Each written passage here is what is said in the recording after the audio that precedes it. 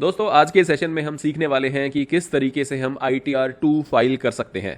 तो चलिए income tax portal पर लॉगिन कर लेते हैं। तो दोस्तों लॉगिन करते ही आप सीधा ये ई फाइल सेक्शन पर e file income tax returns and then file income tax return click कीजिए। इस तरीके से आपके पास ये विंडो ओपन होगी। अब यहाँ पर आप असेसमेंट ईयर चूज़ कीजिए 26-27 ऑनलाइन कंटिन्यू। उसके बाद दोस्तों यहाँ पर इंडिविजुअल चूज़ कर लीजिए, प्रोसीड।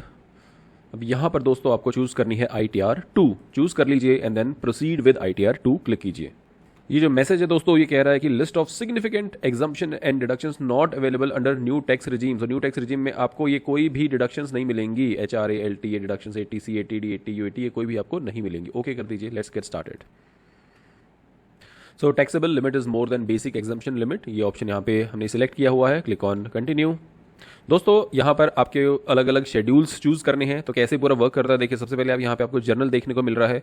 जो भी यहाँ पर आपको जर्नल में शेड्यूल्स एप्लीकेबल हैं वो आप चूज़ कर लीजिए। For example first one part a general, दोस्तों ये तो मैंडेटरी है, यहाँ पे इस तरह से सिलेक्टेड रहेगा। Next is schedule 5A।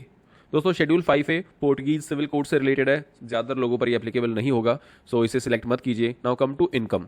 जैसे आप इनकम पर क्लिक करते हैं इस तरह से शेड्यूल्स ओपन हो जाते हैं। तो देखिए सैलरी शेड्यूल तो मैंडेटरी है, आपको चेक करना रहेगा। हाउस प्रॉपर्टी का शेड्यूल भी मैंडेटरी है, चेक करना रहेगा। इसके बाद दोस्तों शेड्यूल कैपिटल गेन्स। दोस्तों अगर आप शेयर मार्केट ट्रांजैक्शंस करते हैं या फिर आपने और भी कोई कैपिटल गेन ट्रांजैक्शन किए हुए हैं, so capital gain transaction basically अगर मान लीजिए आपने हाउस परचेज सेल किया है, लैंड सेल परचेज किया है, कोई भी कैपिटल एसेट आपने सेल परचेज किया है, तो आपको ये शेड्यूल सिलेक्ट करना पड़ेगा। इसके बाद शेड्यूल 112A, बेसिकली जब आप शेयर्स खरीदते बेचते हैं ऑन अ स्टॉक एक्सचेंज तो वहां पर ऑलरेडी STT पे हो जाता है दोस्तों automatically.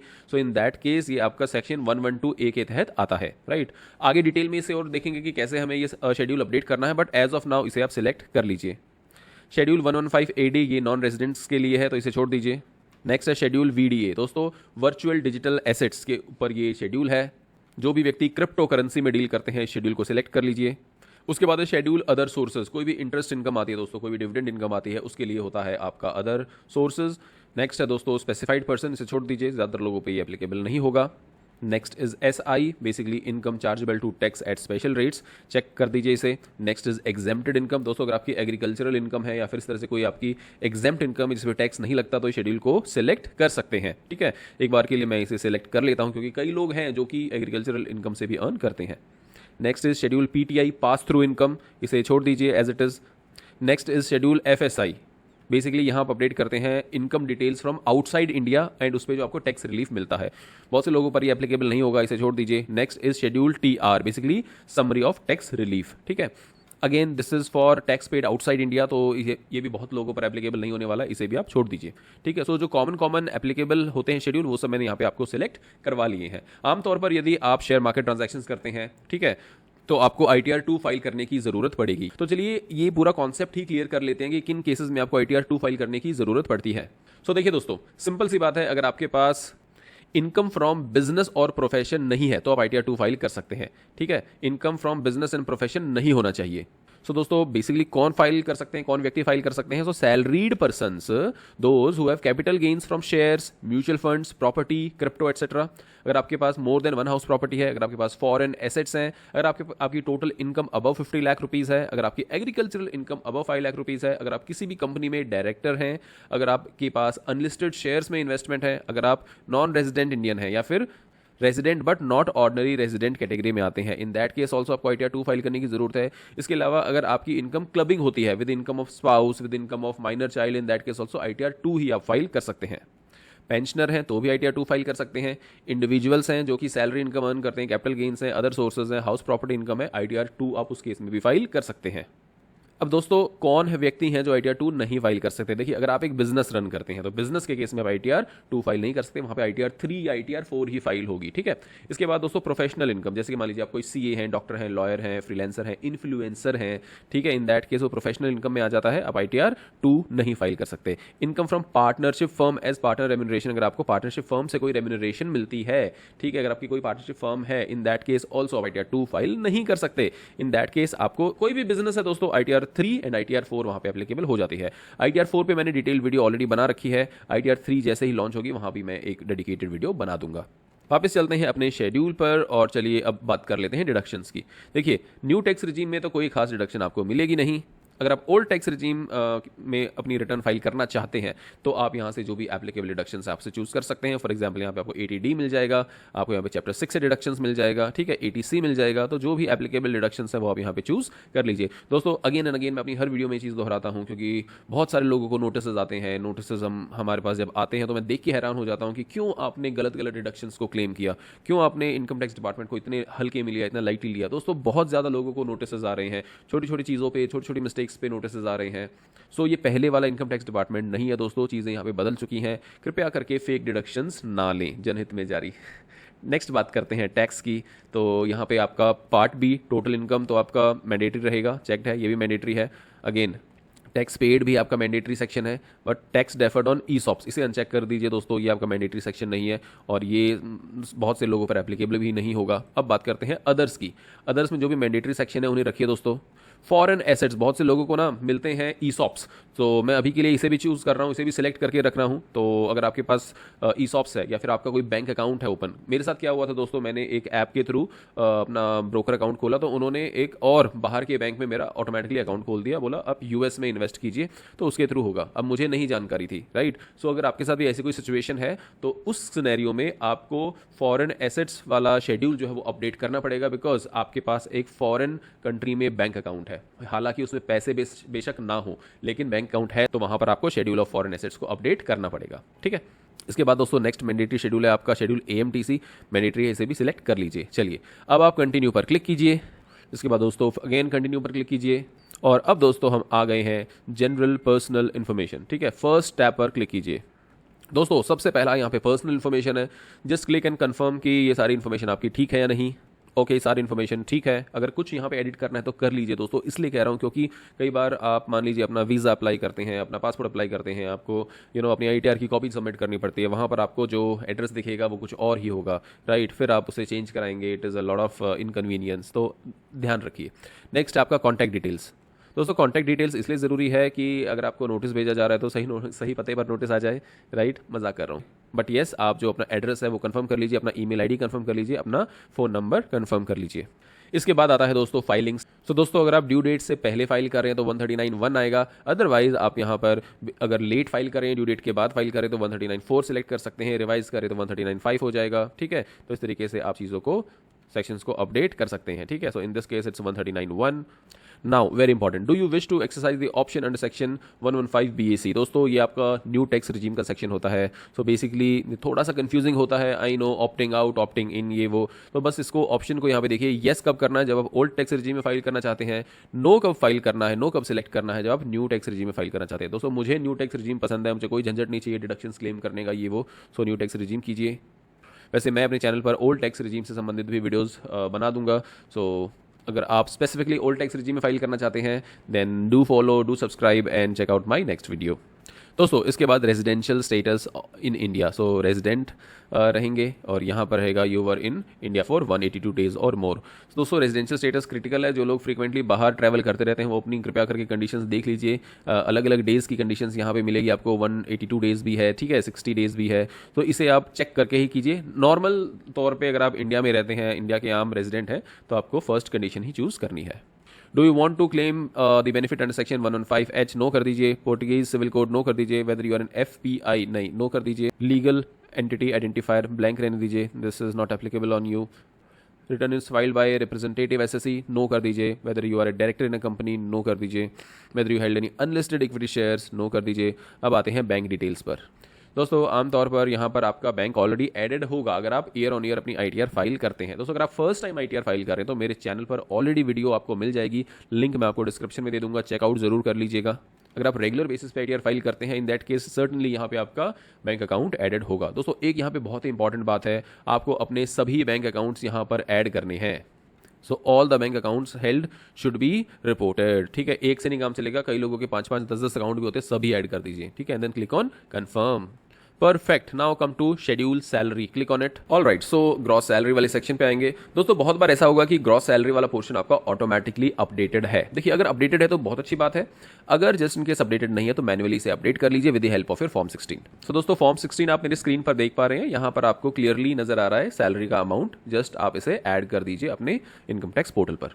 So click on add another. यहाँ पर दोस्तों नेम ऑफ द एम्प्लॉयर अगर नहीं है तो इसे अपडेट कर दीजिए, TAN number, then nature of employer, चलिए वन बाय वन इसे ऐड कर देते हैं। All right, so name of the employer अभी के लिए मैंने एक डमी नेम लिया है, एड्रेस डाल दीजिए। तो इस तरह से आपके एम्प्लॉयर की डिटेल्स दिखेंगी। दोस्तों कहाँ से ये देखनी है, ऑलरेडी 99% टाइम्स ये डिटेल्स ऑटोमेटिकली अपडेटेड होंगी through your form 16। Just in case नहीं है तो फॉर्म 16 से आप इसे कॉपी कर लीजिए। इसके बाद दोस्तों salary as per section 17(1) add another कीजिए।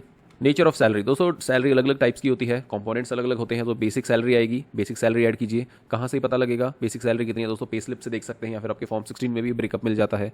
Basic salary, then your HRA, ठीक है, and then your other allowances, ठीक है। सो इस तरह से, ठीक है। सो आपने यहाँ पे कंपोनेंट सैलरी के ऐड कर दिए हैं, ठीक है, and then you scroll down and then click on save. So दोस्तों ग्रॉस टोटल सैलरी आपकी यहाँ पे अपडेट हो गई है। मान लीजिए आपने मल्टीपल एम्प्लॉयर्स के साथ काम किया तो ऐड अनदर करके नेक्स्ट एम्प्लॉयर की भी डिटेल्स को ऐड कर दीजिए। Allowance to the extent exempt under section 10, दोस्तों न्यू टैक्स रेजिम में कुछ एग्जेम्पशन आपको नहीं मिलेंगी, आगे बढ़ जाइए। इसके बाद आता है आपका डिडक्शन। दोस्तों यहाँ पे आपको स्टैंडर्ड डिडक्शन मिलेगी खाली 75,000 की, and then click on confirm. दोस्तों 2 शेड्यूल यहाँ पे कंप्लीट हो गए हैं। थर्ड शेड्यूल पर आ जाते हैं, details of house property, click on it, click on this. दोस्तों अगर आपके पास हाउस प्रॉपर्टी इनकम है तो एडिट कीजिए। इस तरह से आपकी प्रॉपर्टी की एड्रेस आपको यहाँ पे अपडेट करनी रहेगी, and then you just click on save, right. दोस्तों याद रखिए आपको इंटरेस्ट ऑन होम लोन पे कोई डिडक्शन नहीं मिलेगी न्यू टैक्स रेजिम में। Click on back, now click on confirm. Okay दोस्तों, सो ये 3 बेसिक शेड्यूल्स हम अपडेट कर चुके हैं। इसके बाद नंबर आता है कैपिटल गेन्स का, जिसके लिए मोस्टली लोग ITR 2 फाइल करते हैं। So click on capital gains. सबसे पहला यहाँ पे आता है दोस्तों शॉर्ट टर्म कैपिटल गेन्स, उसके बाद आता है लॉन्ग टर्म कैपिटल गेन्स। दोस्तों शॉर्ट टर्म कैपिटल गेन्स में अगेन सब कैटेगरीज हैं। अगर आपने लैंड बिल्डिंग्स टाइप से सेल किया है और आपको कैपिटल गेन्स है तो फर्स्ट ऑप्शन रहेगा। यहाँ पर मैं पर्टिकुलरली जो लोग शेयर मार्केट में ट्रांजैक्शंस करते हैं उनके हिसाब से बता रहा हूँ। सो अगर आप सेकंड वाला टैब देखेंगे तो from sale of equity shares और unit of equity oriented mutual fund और unit of business trust on which STT is paid. दोस्तों STT जब आप शेयर मार्केट के थ्रू ट्रांजैक्शन करते हैं ना तो ऑलरेडी STT ऑटोमेटिकली आपकी पे हो जाती है, right. So click on add another. दोस्तों यहाँ पर सेक्शन ऐड कीजिए, section will be your 111A short term capital gains के लिए। फुल वैल्यू ऑफ कंसिडरेशन कैसे अपडेट होगी दोस्तों, फुल वैल्यू ऑफ कंसिडरेशन आ जाइए अपने टैक्स P&L रिपोर्ट पर। ये टैक्स P&L रिपोर्ट आपको कहाँ पर मिलेगी, ये मिलेगी आपको आपके ब्रोकर ऐप पर, ठीक है। वहाँ पे आपको एक रिपोर्ट्स वाला सेक्शन मिलेगा। रिपोर्टिंग सेक्शन पे अगर आप जाएंगे तो वहाँ पर आप इस रिपोर्ट को डाउनलोड कर सकते हैं। दोस्तों मोटे तौर पर देखिए आपकी रिपोर्ट में यही सब कंपोनेंट्स होंगे और मैं अपने वीडियोस में कोशिश करता हूं कि कॉन्सेप्ट्स को डिटेल में समझाऊं ताकि अगर और कोई भी रिपोर्ट है तो आप बड़ी आसानी से उसे एनालाइज कर पाए। ऑल राइट, सो दोस्तों पहले हम बात करते हैं शॉर्ट टर्म ट्रेड्स की। सो देखिए दोस्तों किसी भी रिपोर्ट में आपके पास एक बाइंग वैल्यू होगा, ठीक है। बाइंग वैल्यू का फॉर्मूला क्या है, क्वांटिटी है बाय प्राइस है, दोनों को मल्टीप्लाई करेंगे बाइंग वैल्यू आ जाएगा। इसके साथ ही आपका एक सेलिंग वैल्यू होगा कि कितने पे आपने उसे सेल किया है। उसके बाद आपका एक रियलाइज प्रॉफिट एंड लॉस होगा कि भाई आपको वहाँ पे प्रॉफिट हुआ है या फिर लॉस हुआ है। अगर आप इसका सम कर लेते हैं, सम का फॉर्मूला सिंपल है, equals to sum and then you just take a sum of all these, so you get a particular amount, ठीक है। ये आपका प्रॉफिट या लॉस। सेम वे में आप यहाँ पे by value and selling value पर भी फॉर्मूला अपडेट कर दीजिए। अब आपके पास देखिए दोस्तों बाय वैल्यू भी है, सेल वैल्यू भी है, प्रॉफिट भी है। इसके अलावा आपके पास यहाँ पे एक्सपेंसेस भी हैं। तो सीधा आप आइए पोर्टल पर। फर्स्ट है दोस्तों यहाँ पे full value of consideration. So full value of consideration कितना आपको सेल करने के बाद पैसा आया है। So this is the amount 18,33,535, ठीक है। आपने यहाँ पे अपडेट कर दिया। इसके बाद दोस्तों cost of acquisition without indexation update कर दीजिए 1915,014। सो दोस्तों यहाँ पे आप देख सकते हैं आपका जो नेट लॉस आया है 81,479 का आ चुका है, 81,479। दोस्तों यहाँ पर एक और कॉन्सेप्ट होता है expenditure Holi and exclusively in connection with transfer. कितना आपका एक्सपेंडिचर हुआ है, यानी कि कितनी आपने यहाँ पे ब्रोकरेज पे की है। दोस्तों STT यहाँ पर एज ए एक्सपेंस नहीं लेना होता, ठीक है। तो STT is already A tax amount, वो आप यहाँ पे नहीं लेंगे। उसके अलावा जितना भी आपका एक्सपेंस हुआ वो आप यहाँ पे डाल दीजिए और इसके बाद आप इसे दोस्तों सेव कर दीजिए। उसके बाद दोस्तों स्क्रॉल डाउन कीजिए और देखिए लॉन्ग टर्म कैपिटल गेन्स पर हम आ चुके हैं। अगेन यहाँ पे पहला सेक्शन आपका सेल फ्रॉम लैंड और बिल्डिंग और बोथ। दोस्तों अगर आप लैंड बिल्डिंग सेल की है तो यहाँ पर उसकी डिटेल्स आ जाएगी। इट्स वेरी सिंपल, आपने कितने में सेल की है, कितना आपने उस पर एक्सपेंस किया था। लेकिन हम अपनी वीडियो में अभी बात कर रहे हैं मेजरली स्टॉक मार्केट ट्रांजैक्शंस के थ्रू जो आपके कैपिटल गेन्स होते हैं, ठीक है। सो यहाँ पे दोस्तों थर्ड वाला सेक्शन देखिए, from sale of equity shares in a company और unit of equity oriented fund और unit of a business trust on which STT is paid under section 112A। Click कीजिए और यहाँ पर दोस्तों आप देखेंगे long term capital gain under section 112A, ठीक है। So just click on edit, यहाँ पर दोस्तों आप ऐड अनदर पर क्लिक कीजिए। बहुत सारे ट्रांजैक्शंस होते हैं तो कई बार आपको CSV की ज़रूरत पड़ सकती है, but in this case it is not the case. So आप ऐड अनदर कीजिए और इसके बाद दोस्तों शेयर एक्वायर्ड ऑन और बिफोर 31 दिसंबर 2018, सो आप कीजिए आफ्टर 2018, क्योंकि देखिए दोस्तों मेजरली आपका केस यही होगा कि आपने 2018 के बाद ही अपने शेयर्स एक्वायर किए होंगे, right. So just scroll down. इसके बाद दोस्तों देखिए full value of consideration, so full value of consideration update कर दीजिए। दोस्तों रिपोर्ट में अपने टैक्स P&L रिपोर्ट में क्लियरली आइडेंटिफाई कीजिए लॉन्ग टर्म ट्रेड्स कहाँ पर मेंशन्ड है एंड शॉर्ट टर्म ट्रेड्स कहाँ पर मेंशन्ड हैं, ठीक है। सो ये देखिए दोस्तों, ये हैं आपके लॉन्ग टर्म ट्रेड्स। अगेन यहाँ पर देख सकते हैं आप कितना आपका सेलिंग वैल्यू है और कितना आपका बाइंग वैल्यू है, ठीक है। So just put a formula, okay, और आपका आ गया है बाइंग वैल्यू, आपका आ गया है सेलिंग वैल्यू और आपका आ गया है यहाँ पे कुछ गेन अमाउंट भी। सो सेल कंसिडरेशन होगा आपका 20,32,845, ठीक है। तो हमने यहाँ पे बाय वैल्यू को ऐड कर लिया है। अब आप कॉस्ट ऑफ एक्विजिशन को ऐड कीजिए। सो आप देख सकते हैं 1973,019 1973,019 हमने ऐड कर दिया है। स्क्रॉल डाउन कीजिए। Expenditure Holi and exclusively in connection with transfer, जो भी आपका ब्रोकरेज आपने पे किया है वो अमाउंट यहाँ पे डाल सकते हैं और देन क्लिक ऑन सेव। तो दोस्तों अब आप देख सकते हैं कि आपका जो नेट गेन हुआ है, प्रॉफिट हुआ है, वो आपका यहाँ पर अपडेट हो चुका है 55,715। Click on save. इसके बाद दोस्तों कन्फर्म पर क्लिक कीजिए। इसके बाद दोस्तों आप सेव पर क्लिक कर दीजिए।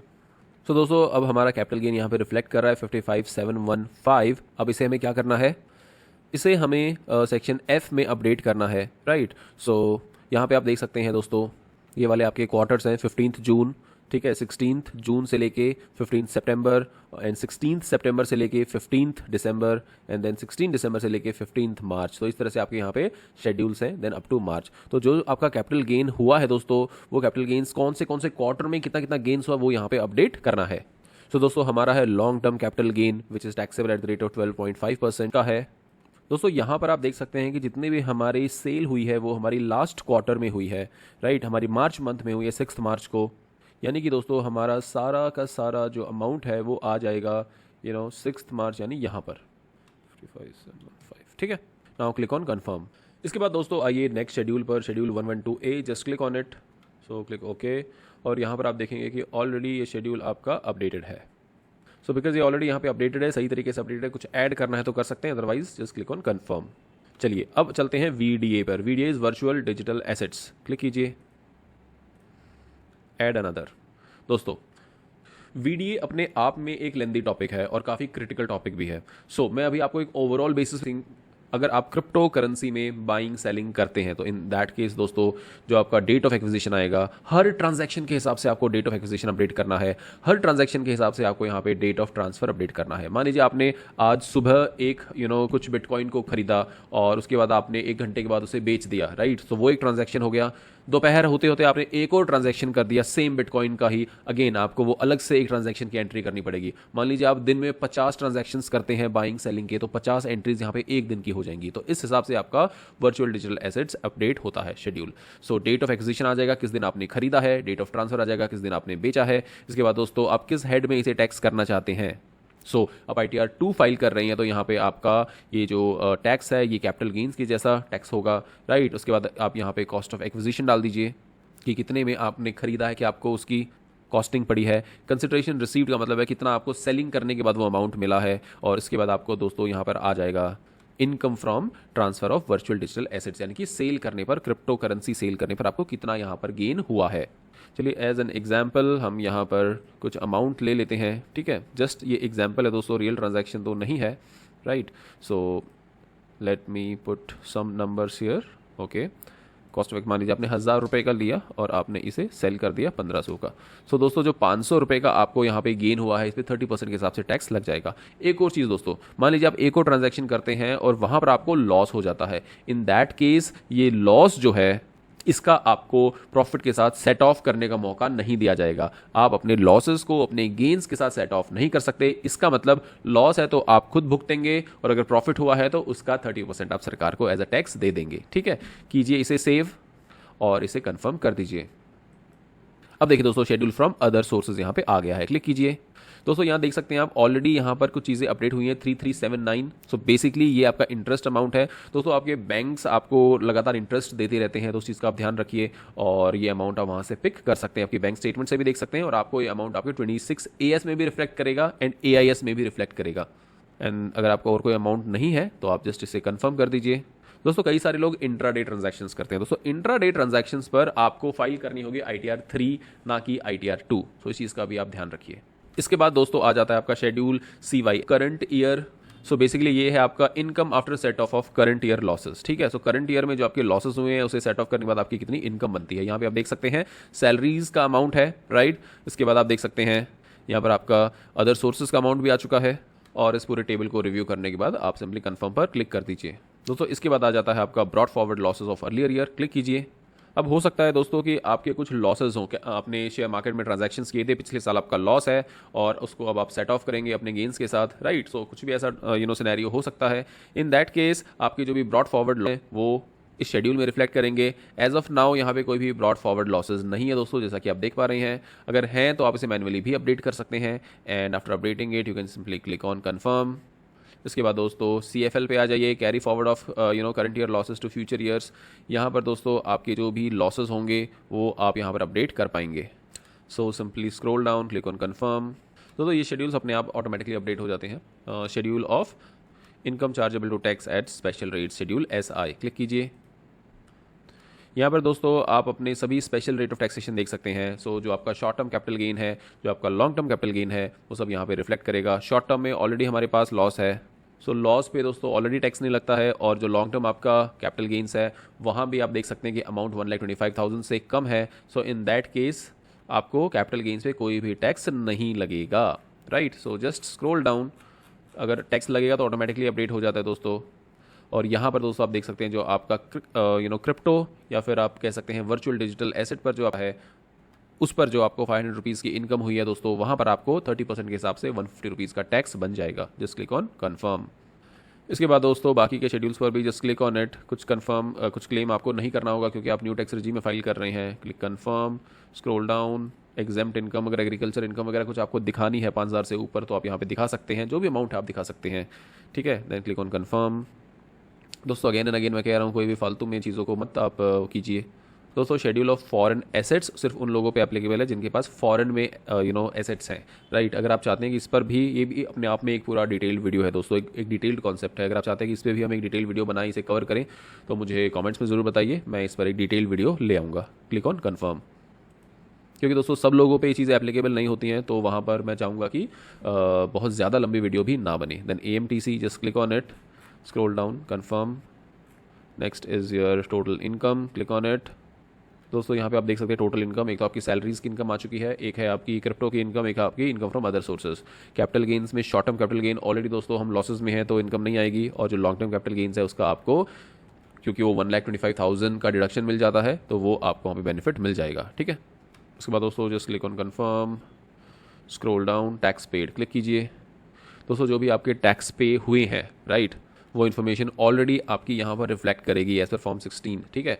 सो अगर कुछ आपको अपडेट करना है, कुछ वहाँ पे मिसमैच है, तो आप मैनुअली भी इसे एडिट कर सकते हैं। तो एडिट करने के लिए simply click on it, click add another, और दोस्तों यहाँ पर आप अपना टैन ऑफ एम्प्लॉयर ऐड कर सकते हैं। यहाँ पे नेम ऑफ एम्प्लॉयर आ जाएगा, पूरी डिटेल्स आपको फॉर्म 16 में मिल जाती हैं। Income chargeable under the head salaries, in this case में भी ये 12 लाख समथिंग आएगा, और टोटल टैक्स डिडक्टेड अगर कुछ डिडक्ट हुआ है तो यहाँ पर वो अमाउंट आ जाएगा। Then click on save.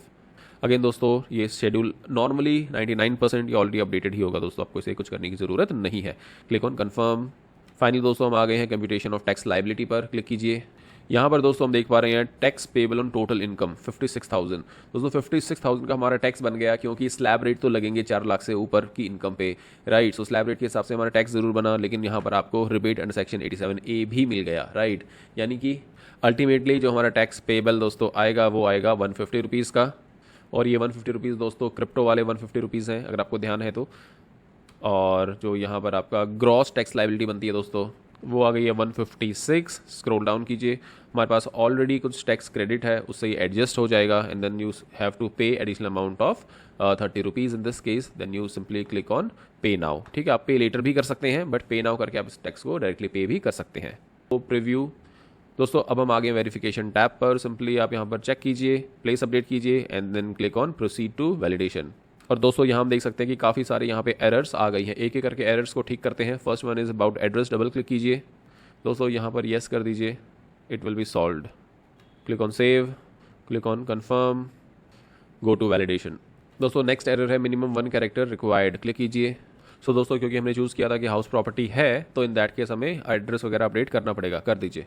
ठीक है, सो अभी के लिए मैंने कुछ डमी इन्फॉर्मेशन यहाँ पे अपडेट कर दी है, address, town, city, right, self occupied है property, and then just click on save, click on confirm, go to validation. So दोस्तों आप देख सकते हैं कि एक एक करके हमने सभी एरर्स को रिजॉल्व किया है। Validation is successful, just click on preview, और दोस्तों यहाँ से आप प्रोसीड टू वैलिडेशन करके अपने आईटीआर को सक्सेसफुली सबमिट कर सकते हैं।